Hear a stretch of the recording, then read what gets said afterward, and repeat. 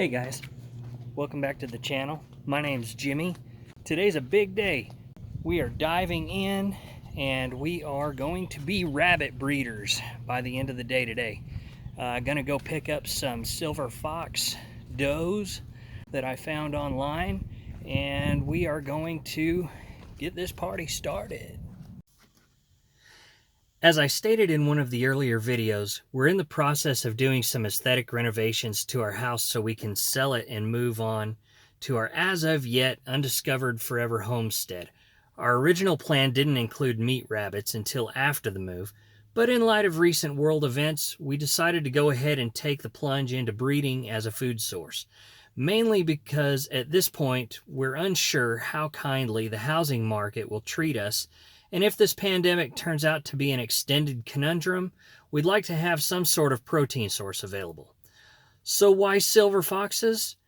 Well, there are several reasons. The first being that this rabbit has about the same meat to bone ratio as other common meat breeds like the New Zealand and the Californian. They dress out to about 65% of their live weight.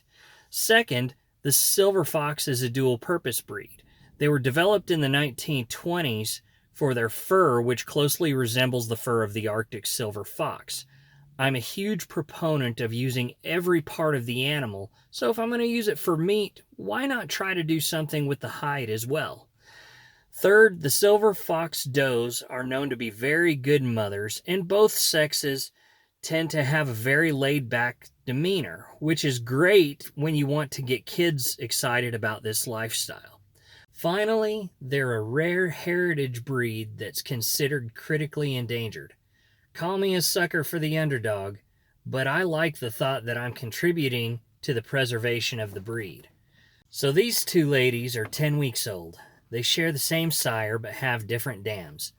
They're pedigreed, and I felt the extra money for the paperwork and knowledge that they came from a reputable breeder were well worth the cost. I'll be getting a buck from the same breeder, but with different parents, sometime in July. And that's okay, because these girls have a few more months before they're ready to breed.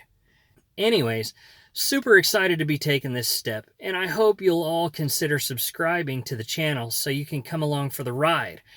And also, if you enjoyed this video, please smash that like button, because it really does help the channel grow. Stay safe, and we'll catch you on the next video.